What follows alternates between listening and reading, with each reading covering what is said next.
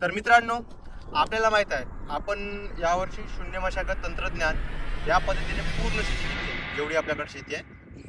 तर मित्रांनो, तुम्हाला इथे माहित आहे मागच्या वर्षी इथे आपली तूर होती आणि तुम्हाला व्हिडिओमध्ये दिसत असेल हे जे तुरीचे फणं आहे ते आपण बारीक केले, म्हणजे डायरेक्ट असे रोटावेटरनं बारीक करून टाकले होते. आणि या जमिनीची कोणतीही मशागत केली नाही आपण. असं म्हणता येईल की आपलं हे पहिलं वर्ष. यावर आता आपण केली आहे पराठीची लागवड. पराठीची लागवड जेव्हा केली ती तर म्हणजे बायाच्या साथीने पूर्ण आपण टोबून घेतलाय इथून 4-5 दिवसाआधी. त्याचा मी व्हिडिओ नाही काढू शकलो. पण मित्रांनो, तुम्ही बघू शकता 4-5 दिवसांनी जेव्हा आपण याची लागवड केली होती तेव्हा आता पराठी कुठे कुठे निघत आहे, बघू शकता तुम्ही. पराठी निघत आहे मित्रांनो. या बेडवर आपलं सोयाबीन होतं, या 2 बेडवर, आणि इथं होती आपली तूर.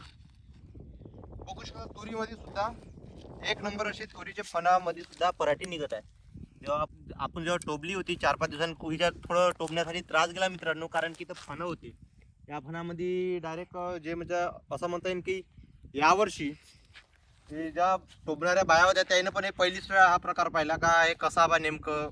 त्या म्हणतो कसं टोबाचं बा याच्यात हिऱ्यानं पण थोडंफार त्यांना टोबाला त्रास गेला, पण त्यांनी टोबण केली मित्रांनो. थोडा वेळ लागला, पण बघू शकता तुम्ही पराठी मस्त निघली. आता सगळ्यात एक चांगला विषय म्हणता येईल सांगायचा की मी यावर कोणते अजून तणनाशक वापरले नाही. आता जसं आपण म्हणतो की उगवणपूर्व तणनाशक मारावं आणि त्याच्यानंतर टोबणी करावं बा, पण इथे कोणताच कचरा आला नाही म्हणून मी अजूनही कोणतं तणनाशक वापरलं नाही.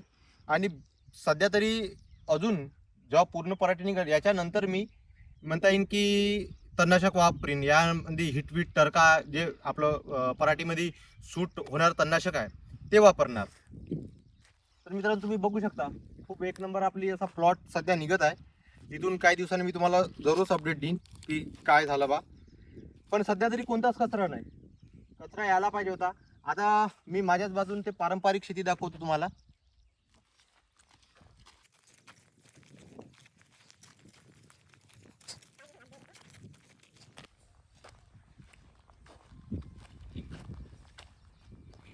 इथे तुम्ही बघू शकता पूर्ण प्रकारे मूग आणि असा कचरा निघला आहे बेडवर. आणि पराठी पण थोडी मोठी आहे आपल्या पराठीपेक्षा.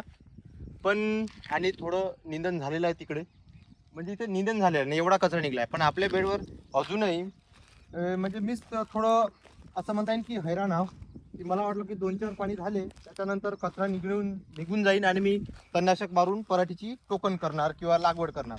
पण मित्रांनो, कचराच नाही आला म्हणून मी म्हणजे बिना तणनाशक मारताच पराठी टोबून दिली.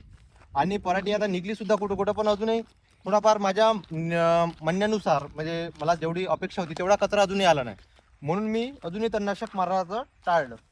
आता इथून म्हणता येईल की अजून ज्या पद्धतीने दिसत आहे वावर, अजूनही पुढचे 10 तरी दिवस कचरा काही तेवढा असा निघणार बा, पराठीच्या वरती येणार बा, असं मला दिसत नाही आहे. तर मित्रांनो, हा झाला तुरीचा प्लॉट. आता दाखवतो जिथं आपण चणा लावला होता त्या चण्यामध्ये आपण तशीच 2 एकर पराठीची लागवड केली आहे. चला मी तो दाखवतो तुम्हाला.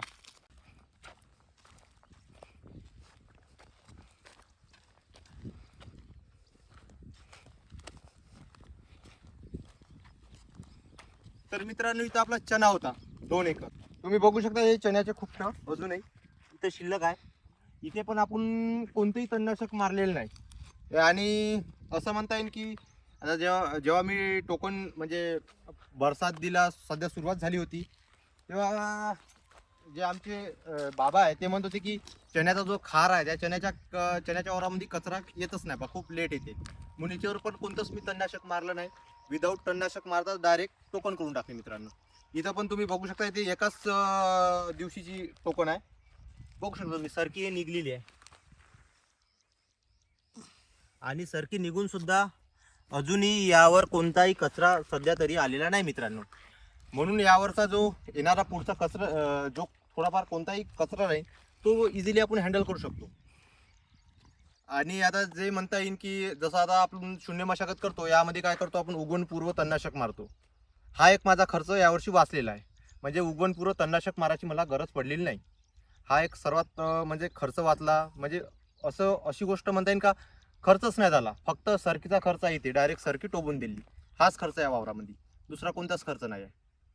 म्हणजे वाईचा तर नाही, पण तणनाशकाचा नाही. आता पुढे जो होईल तो खर्च होणारच आहे. म्हणजे आपल्याला म्हणता येईल मित्रांनो की जे पारंपरिक शेती आहे यामध्ये आता डौर आपलं म्हणता येईल की पहिले नांगरण, मग रोटावेटर, मग सारे फाडणी, हे 3 खर्च असे पाहतो म्हणलं पारंपरिकच्या कम्पेअरमध्ये इथे खूप कमी खर्च झाला. आता तुम्हीच यावरून हिशोब लावू शकता की फक्त सरकीचा खर्च आहे या वावरामध्ये, मग दुसरा काहीच नाही. आणि कचरा पण सध्या आलेला नाही मित्रांनो.